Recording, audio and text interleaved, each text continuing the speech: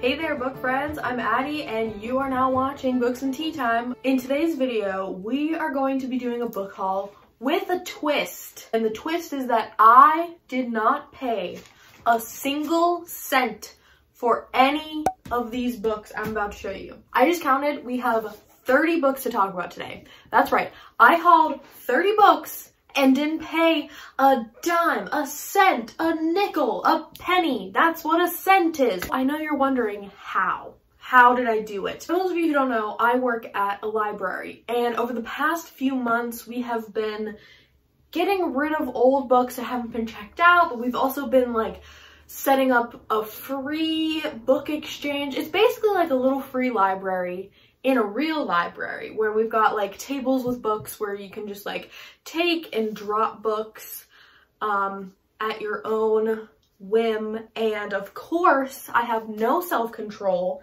and so I have been collecting them over the past few months. A couple of these were gifted to me.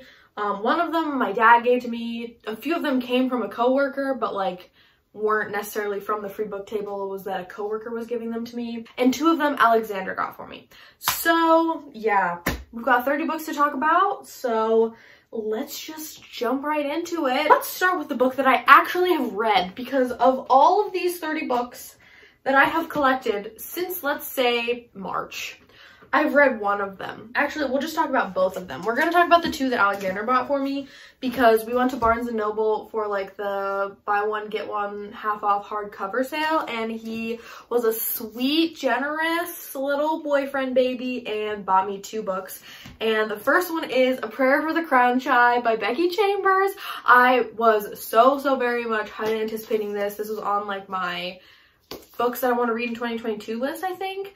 It's the second book in the Monk and Robot series. The first one is A Psalm for the Wild-Built, and this is the second one that came out, I think, on July 7th. We got the last copy that they had at that Barnes & Noble. I was so excited. I mean, just like, look at this cover. Isn't that so cute and quirky? I just love this series so much. But I already read this and I annotated it, as you can see. Let me do a little flip through. I just really love this series, so I'm so glad that I got it and I read it and I really liked it. That's all I'll say. I'll give you more in my summer wrap up on this one, but yeah, it's about a tea monk and a robot that go around this like sci-fi utopian style moon, and they ask the question, what do people need? It's just a fun, lighthearted, happy, cozy sci-fi time. Highly recommend it. And then the other book that Alexander got me was The Justice of Kings by Richard Swan. I've been really wanting to read this. I believe Richard Swan is a debut author. The cover is amazing. The title is amazing. And I've heard good things about it from the few people I've seen talking about it so far. And it follows a justice, executioner, and detective all rolled into one, and this main character, Sir Conrad von Volt. And it's kind of like, it seems like it's got like a mystery component to it because our main character is part detective, but also part judge, part executioner. So hopefully I'm gonna read it soon. I promised Alexander, since he bought it for me, that I would put it at the top of my TBR. Because when I told him I wanted to go to the Barnes & Noble sale, his response was, "Your TBR is massive. What is wrong with you?" Basically, that's paraphrasing a little bit, but that's essentially what he said. And I said, "You can never have too many books, sir." And then he gifted me this, so super excited. Next, let's just tackle a stack, shall we? First one, again, this came from the free book table, is The Love Object by Edna O'Brien. Okay, so I've read a couple books by Edna O'Brien. She is an Irish author. I read the Country Girls trilogy, which I really liked. I read that for a class I took in college. And I read her memoir essay collection, Mother Ireland. And I really like her writing, and I obviously want to read and make an effort to read more Irish authors. And so this is, I think, a collection of stories and essays. It says, coming of age, the impact of class, and familial and romantic love are the prevalent motifs, along with the instinct toward escape and subsequent nostalgia for home. I don't know, we'll see. It's a chunky monkey, but maybe I'll read like a couple stories at a time over a long period of time. This little sneaky baby's trying to eat the light, my fairy light. Say hi. Say hi, baby. Okay, all right. Why don't you go on the bookshelf? Look at him, he fits so perfect in there. You're such a cutie. I love you. Sorry, this is now a cat channel in case anybody wanted to know. Next up, we have a book that was gifted to me by one of my friends, co-workers at work. You know who you are. And that is The City We Became by N.K. Jemisin. They started this book and said it wasn't really for them, but thought that it would be up my alley, which I definitely think it is.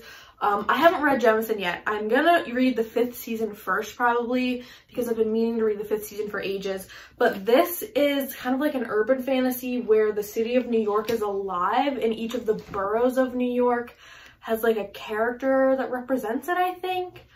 I'm not really sure, but it sounds really exciting, and my coworker gifted it to me, and I was like, well, I'm not gonna say no. After that, we have Harlem Shuffle by Colson Whitehead. I've been seeing this everywhere, and I saw this gorgeous hardback copy just floating around on the free book table, and this is set in Harlem in the 1960s. I feel like I'm very rarely in the mood for historical fiction, but when I am, I like to have options.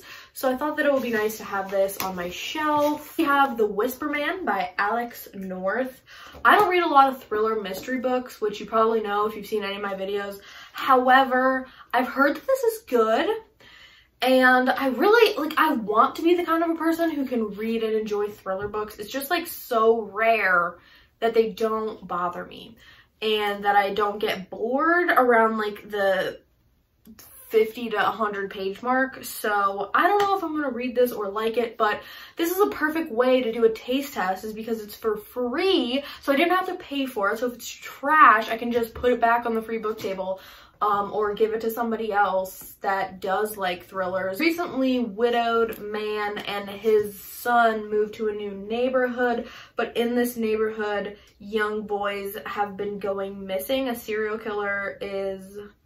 20 years ago, a serial killer adopted and murdered 5 residents. Now, as these newcomers are settling into their homes, a young boy has gone missing. So I believe you kind of follow the child's perspective for some of the book. Next, I have this short story collection, You Are Free by Danzy Senna.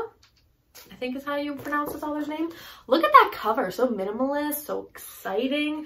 I was struck by the cover, and so I read the back.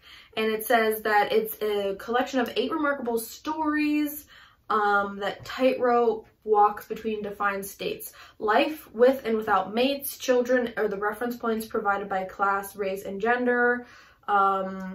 I don't know, it just seemed fun. It's something I had never heard of. It caught my attention with the cover, and then when I read the synopsis, I just thought I would give it a try. And I've been wanting to get into some short story collections, but I don't have many. Next, we have Confessions of the Lioness by Mia Couto.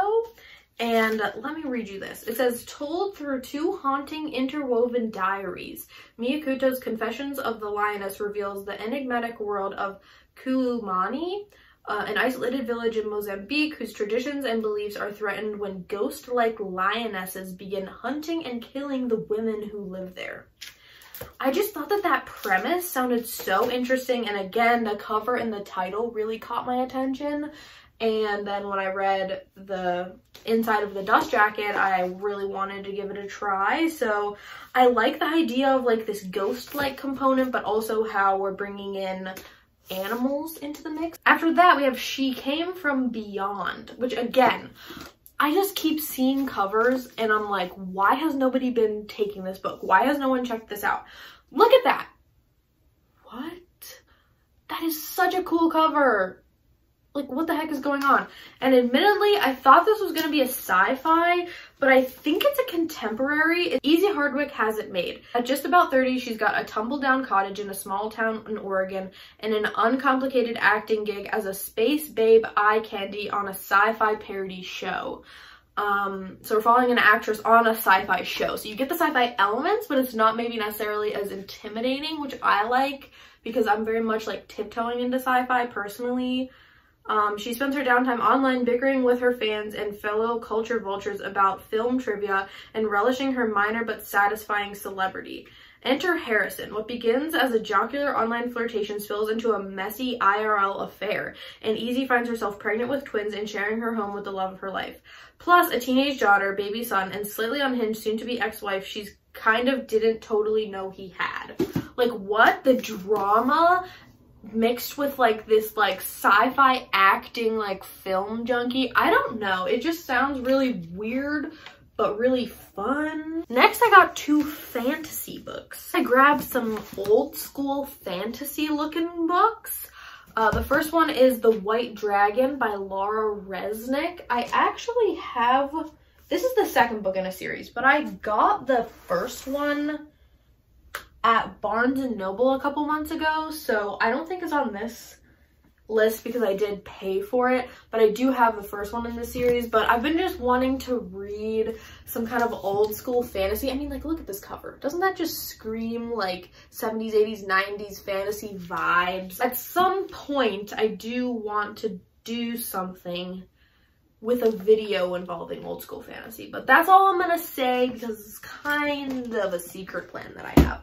The other one that I grabbed off of the free book thing that we were doing is Shadow Raiders Dragon Brigade Volume 1 by Margaret Wise and Robert Krames. Again, the cover. I mean, I don't know. And I believe that I looked it up on Goodreads and it had decent ratings. Oh my gosh, look at those little dragons on the chapter headings. That's cute. I like that. Okay, on to stack number 2. Stack numero dos, shall we? Top of the pile, All the Light We Cannot See by Anthony Doerr. I know that this book is going to make me cry, so I probably won't be reading it anytime soon because I'm not really in the mood to cry. But I believe that this is set during World War II. I really don't read a lot of books set in wartime, especially like World War II. I've just never been a huge fan of that. I feel like I was made to read it a lot in school, like a lot of like really sad, intense World War II fiction. I know that it's very popular and beloved, and I'm sure that I will like it when I do read it. Again, just having some historical fiction on my shelf for when the mood calls is something that I want to have. So yeah, I got it. Then this one my dad gave to me. He read it and said that he liked it, thought it was cool. It says, it is called Chatter, The Voice in Our Head, Why It Matters and How to Harness It by Ethan Cross. This is a nonfiction, how to harness your inner voice to combat anxiety, improve physical and mental health, and deepen relationships with others. So intriguing, pretty short, something that I can learn from perhaps. Also, very floppy, nice. Another one that I just like know is so popular and so many people love that I've never really like been seeking out before, but that I know if I read I would probably be like, oh my god, this book's so good, blah blah blah, and that is Everything I Never Told You by Celeste Ng. I know that this is about siblings and one of the siblings dies, I think, and then the other siblings have to kind of like reconcile with that. It's like a family drama, which I never read. I don't really read contemporary unless it's like contemporary romance. And when I do read contemporary romance, it's like light, fluffy, happy stuff. So this is definitely not my typical taste. However, again, I can't stress how many times people have asked me if I've read this book, asked me if I like this book, etc., etc. So I figure at some point I'm gonna have to read it so that I can be in the know about it. And it's not that long. After that, this is absolutely just because I am insane and have no control over myself. But I grabbed this copy of The Gunslinger, which is the first book in the Dark Tower series. The only reason I own this book. I literally own this book and I've read it. It's right here. Beep, right there. I don't know if you can see it, but it is literally right here. But the one that I have doesn't have the illustrations in it. And I saw this one and I was like, oh, that's a cool cover. And I was flipping through it and it has these full page illustrations in it. And I was like, what the hell? I want that because I have 4 of the 7 Dark Tower books that I already have the illustrations in it. And now I have another one that has illustrations. So the only illustrated ones that I don't have now are book 4 and book 6. Although actually I think book 6 has illustrations in it. No, yeah, it's only book 4. Okay, so yeah, I'm only one away from having the full illustrated set of this series. I have read them all already, so do I need the full illustrated set? Absolutely not. Okay, this one, I feel like is probably bad, would be my guess, because I've literally never heard of it and it looks bad. However, it also looks intriguing, so I grabbed it, and that is Toothless by J.P. Moore. It's like about a zombie, but it's like from the perspective of a sentient zombie, I think. I really don't even understand. An ancient evil leads a rampaging army of demons and undead warriors across the countryside. Martin, a failed Templar, is slain on the field of battle only to be reanimated in service of the very evil he hoped to destroy. The Black Yew, the dark force that controls the undead army, considers him a gifted minion. But life is not done with him yet. Like, what? That sounds cool. Again, the chance that I actually read this is probably like 10%, but it just seemed cool. I just realized that I wasn't filming for the past 10 minutes as I was talking about books. Whoopsie. All these books I talked about and didn't get recorded, so in the interest of not losing my mind, I'm gonna fly through them again. I picked up Dolores Claiborne. I've heard that this is a pretty good Stephen King, not sure. I believe that the entire thing is a woman's plea or like testimony because she's being questioned about the murder of her employer. I've heard it's good. We'll see. The cover looked cool, so I grabbed it. Then I grabbed this one again because the cover looks amazing. This is the one book in this video that was not popular, but that I also think has the potential to be like a fave of mine. It's about a gunslinging, chain-smoking, Stetson-wearing Taoist psychopomp named Eloise Lou Merriweather, and she fights ghosts in San Francisco, and I don't know, it just seemed so interesting and fun, like a kind of steampunky sci-fi moment, and so I grabbed it. I do actually want to make an effort to hopefully read this one this year so that I can determine if this is a new fave or a big dull dud. Then I have 3 books that one of my coworkers, the same person who gifted me The City We Became, gave me 3 more books that they were unhauling, and I had to say yes. And I decided that I want to start collecting editions of Frankenstein. I already have 4, and I hauled 2 more in this video, which brings me up to 6. But I got this one from my friend.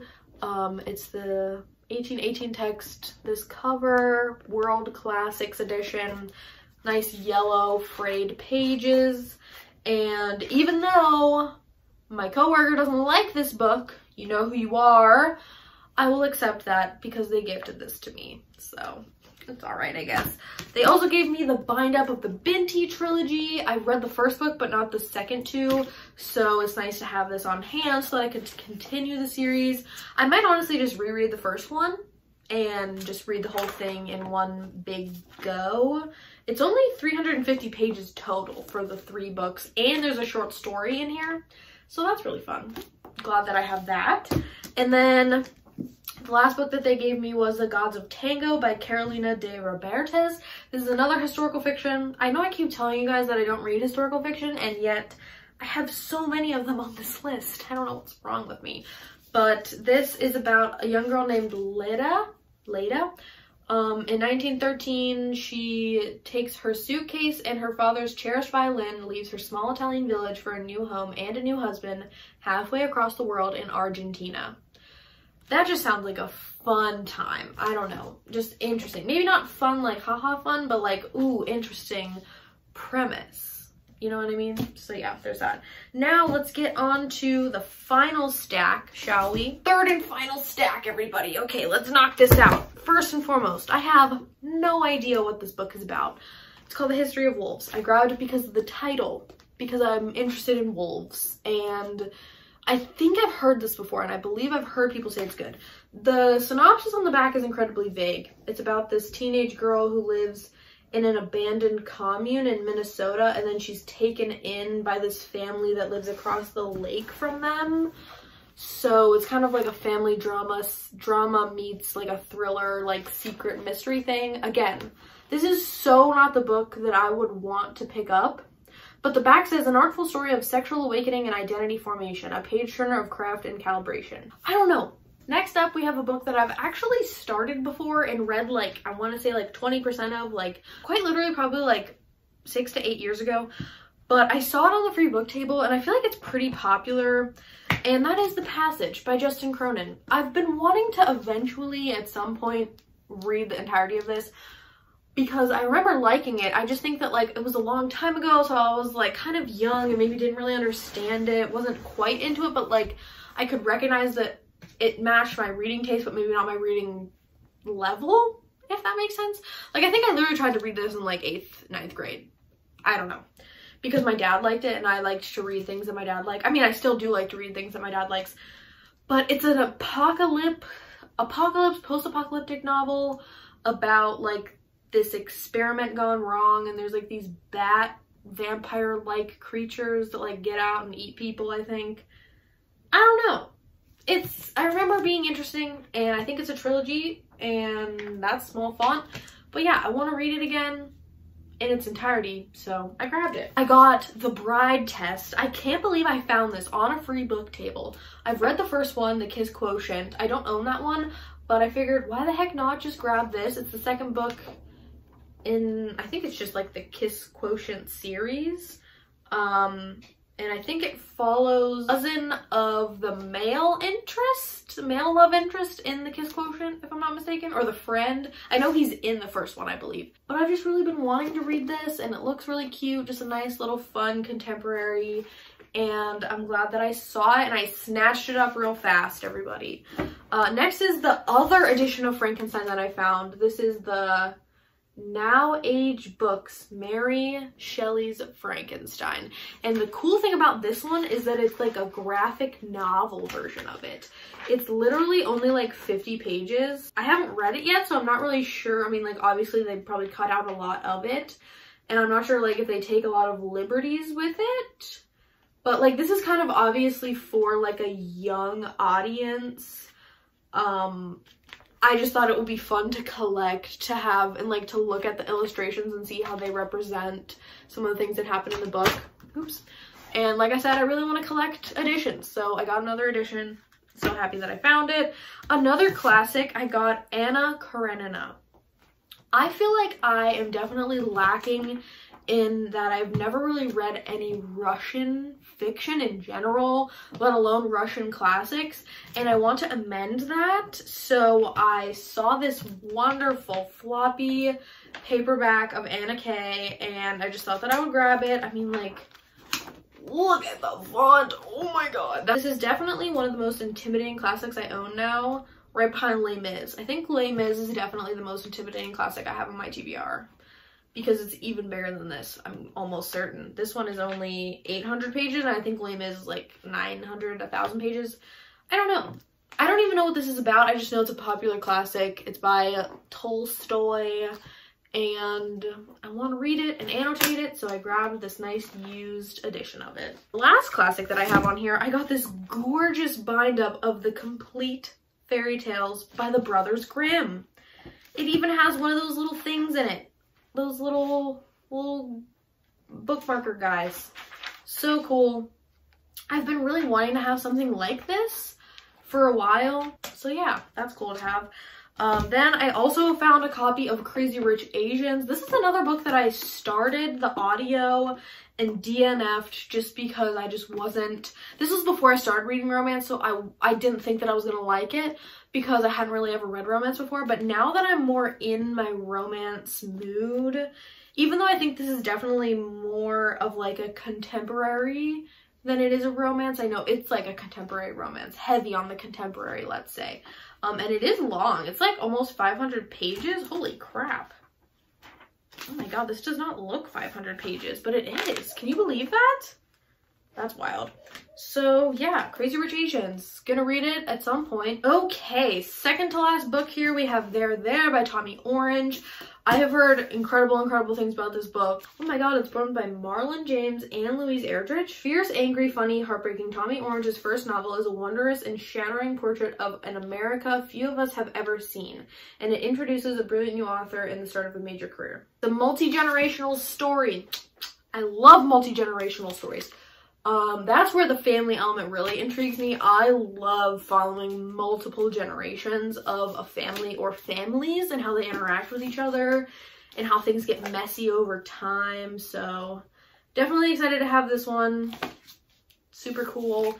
And last but certainly not least, I got a Book of the Month edition of Razorblade Tears by S.A. Cosby. I have just heard really good things about this book. Again, it's about two fathers who come together to hunt down their sons' killers after their sons have been murdered, but there's a lot to unpack emotionally with this journey for them because their sons were in a relationship together and the fathers were not very accepting, kind of homophobic, I think, in their reaction to their son's marriage. But then after their sons are murdered, they sort of come together and challenge that. And I believe one of the fathers is black and one of them is white.